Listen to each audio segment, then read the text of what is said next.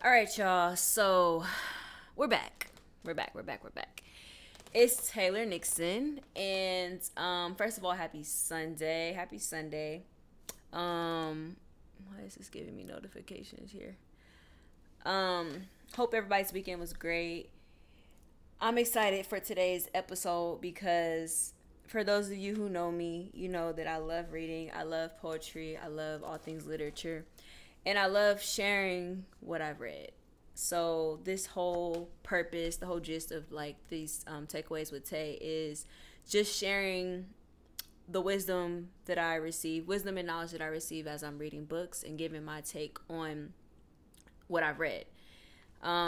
This is intended to be the official book club for busy readers. So if you have ever wanted to get the information from a book or like benefit from the wisdom of a book, but you maybe don't have the time or the energy or the stamina to read a book, no shade to any of you guys who have the hustle and bustle of life. But basically, this is why I created this space is so that people like yourselves could still benefit from books and knowledge because I think that books are essential, and that they can teach us a lot about ourselves, a lot about the world that we live in, and just help us cultivate the lives that we want to have. So last week I introduced the book. It's called The Prophet by Khalil Gibran, and we talked about a couple of topics. Let me see. We talked about different topics last week. So we talked about love, marriage, and children in this book. And for those of you who were not listen or tuned in last week, pretty much Khalil Gibran is a Lebanese poet, and he is in this book called The Prophet. It's a fictitious character. The Prophet is a fictitious character, but the stories that the Prophet tells are real. So the Prophet is this guy who is in this land, and all of the people in the land see him as like basically a prophet. Like they value his opinion, they value his thoughts, his way of thinking, his wisdom, and everything, and they essentially he's getting ready to leave the town. So he's leaving, and in him leaving, people are like, wait, before you leave, tell us about this topic. So like the topic may be love. And then the prophet shares, his thoughts on love. And everyone's like tuned in, listening. So essentially he's like this figurehead for the town. And essentially, people tune into what he has to say. They notice that he has a profound wisdom in his speaking and just in the way that he governs his life that they are intrigued by and want to know more. So, like I said, last week we were talking about what his take on children, marriage, and love was. So, this book is so great, in my opinion, and I wanted to dive into other topics that the prophet has to shed light on. And so the topics today are going to be work, joy and sorrow, and reason. Work, joy and sorrow, and reason. And so let's, without further ado, let's get into the first takeaway. So the first takeaway that I got when reading the portion of work, the people in the town are asking the prophet, like, speak to us on the topic of work. And essentially what Khalil Gibran says in the book is that work is love made visible. So I feel like I've heard this before. Like I've heard people say, let your work be what you love to do, right? And essentially everybody wants to be able to build a life where they don't have to their passion can also be their way of like receiving a way of life. Like they can sustain themselves in this life. So that's like ideal situation. And I think it's important to like remind ourselves that like while we're on this journey, sometimes we might not be able to like out of the gate be able to have our work also be our passion, but it's important to honor like the stepping stones in between, and to enjoy the journey that life oftentimes puts us on when we are activating our purpose, when we're trying to walk in our purpose, when we're trying to exist in our purpose and things like that. Sometimes we are doing things, or we find ourselves in a season where it's not ideal and it's not where we would like to be at the moment, but just remembering your why, remembering that this isn't the end all be all. This is just a season. It's just a stepping stone. And learning how to take our work and learn from it. So like whatever that work may be that we're not necessarily like, we don't necessarily want it to be the end goal, whatever that work may be, taking, bits and pieces of that work and being able to make it work for us. So like if you learn something on your job, let's say you're working, I'm just use a random job, McDonald's, right? Let's say you're working at McDonald's, and of course, you don't see yourself as a McDonald's manager, or like, being, no shade to anybody that works at McDonald's, but you don't see yourself being, that's not your pinnacle in life. So, that doesn't mean that you can't learn something from McDonald's. McDonald's teaches you hella customer service. McDonald's teaches you inventory management. If you happen to be like in a manager position, McDonald's may teach you time, what do you call it?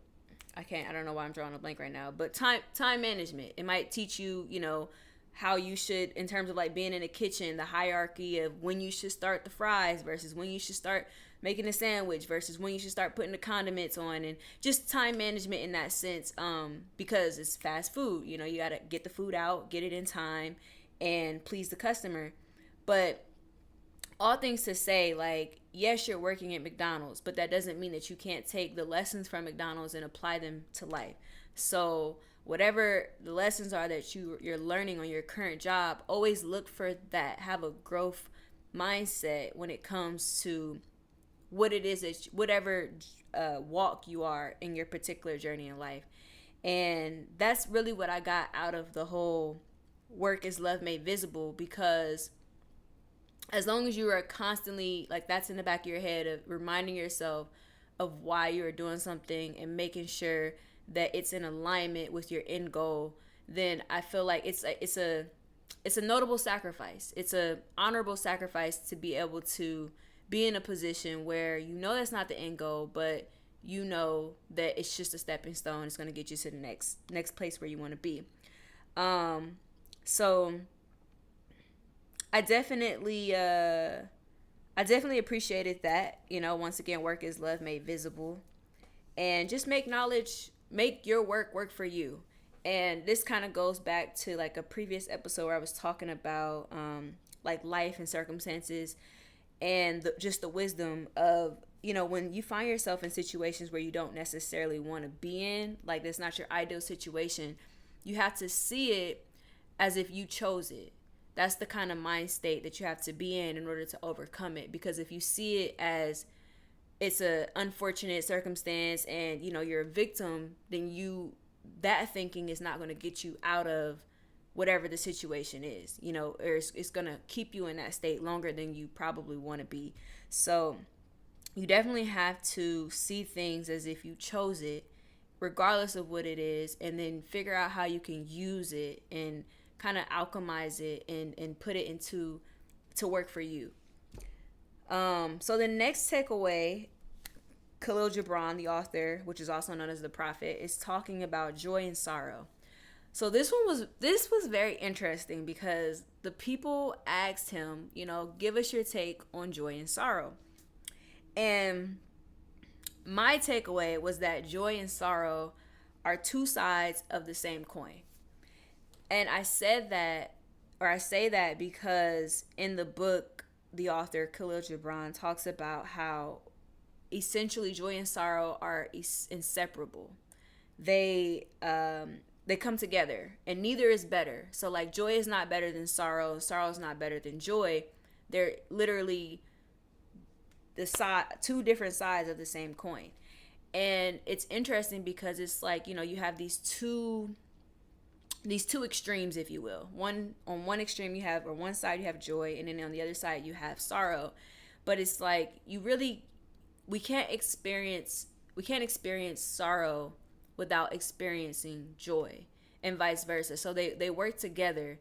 And I think that's important when we are talking about just emotions and being on the realm of emotions and understanding our emotions, because oftentimes our emotions are not, they don't come by themselves. There's a package deal when it comes to with emotions. And essentially, like, the things that make us happy are the same things that when they're gone, they make us sad.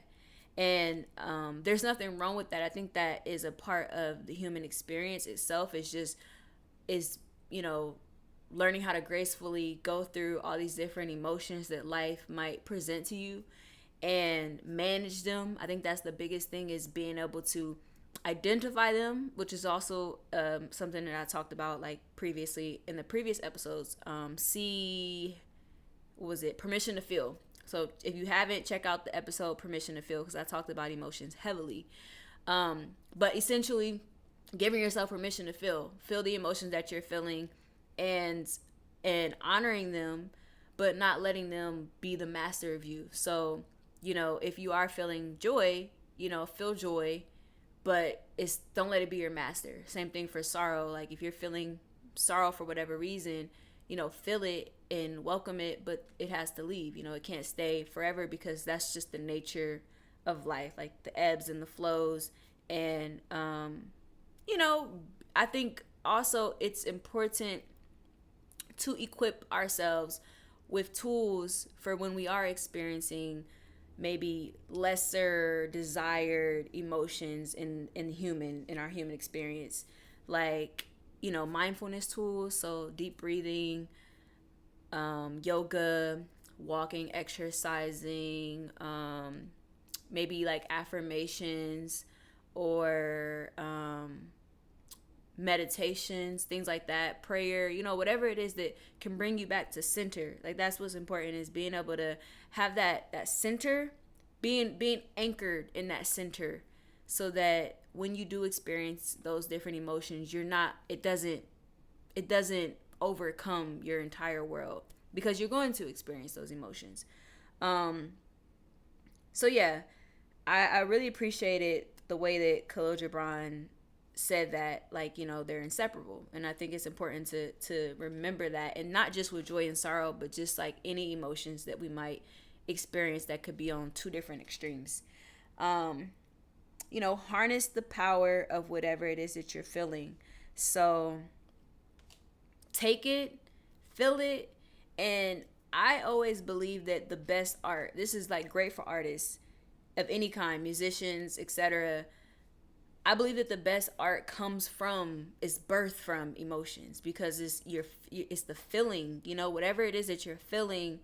If you can take it and channel it into something, creating something that is kind of like a timestamp of whatever it is that you were feeling, or just it's a space for that feeling that you no longer have to carry, if you will, because you've transmuted that energy into something else.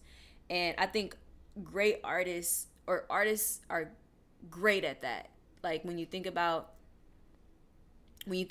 your what you would consider a supreme artist, I feel like they're really great, or really good at taking a moment, basking in it, and putting kind of like stopping time for a sense, to put it into whatever their art form is. So whether that might be like a painting, or a song, or an instrument, a piece, whatever that art form is. They could be building something, it could be a craft, but taking that time out and just giving that emotion a space and a time to exist.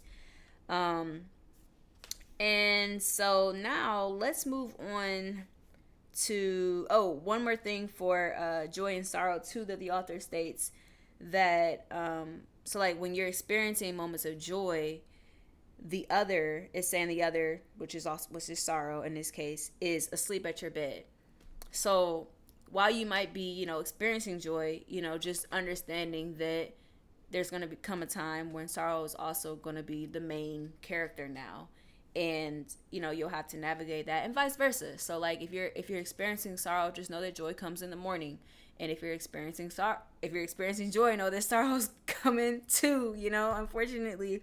But it is what it is, and we just have to have the tools and the community to equip ourselves when those moments come, because they're coming. Because life is what it is. It's unpredictable, and it is, some days we find ourselves at the top of the hill, and some days we find ourselves at the bottom, and that's just, it is what it is.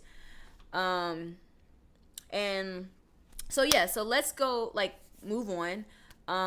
This is another take from the author that I found it was deeply moving and profound in my opinion, because he says that your soul is oftentimes a battlefield upon which your reason and your judgment wage war against your passion and appetite.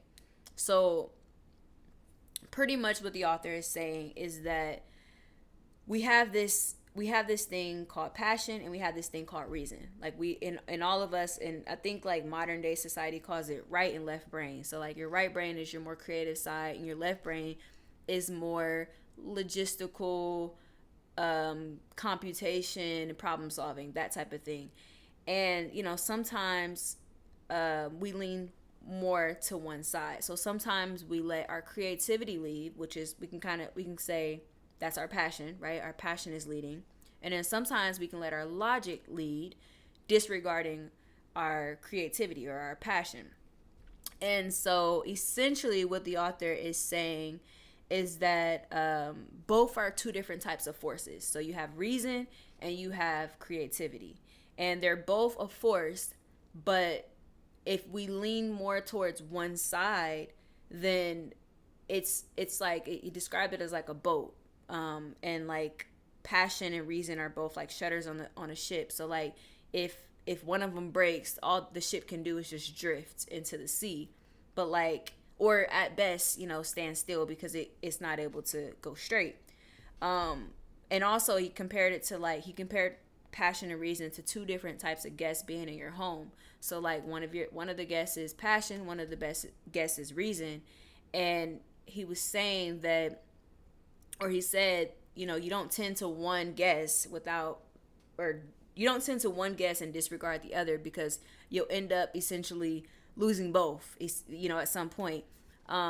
So essentially what Khalil Gibran states is that we should honor both our reason and our passion. But in doing that, he gives a specific way to do that. And he says that he uses God as an example. So he says that God is God rests in reason. So God rests in reason, but he moves in passion. And that's how we basically synergize the two. Rest in reason, move in passion, and maintain this kind of this balance between the two. Because if we don't, like I said, they're both forces. If we don't, it says that reason alone is a force that is confining. And you'll be confined by your own logic. You won't be able to expand past it, because all you can think about is the logistical way, or the way that makes sense, but you're disregarding a whole other realm, which is the realm of passion. And it says that passion unattended is a flame that burns to its own destruction.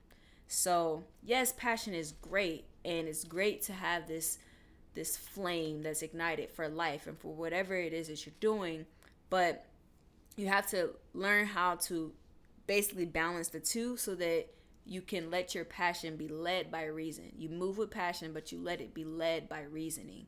And in that way, the two can exist in a way that is beneficial for you and other people around you.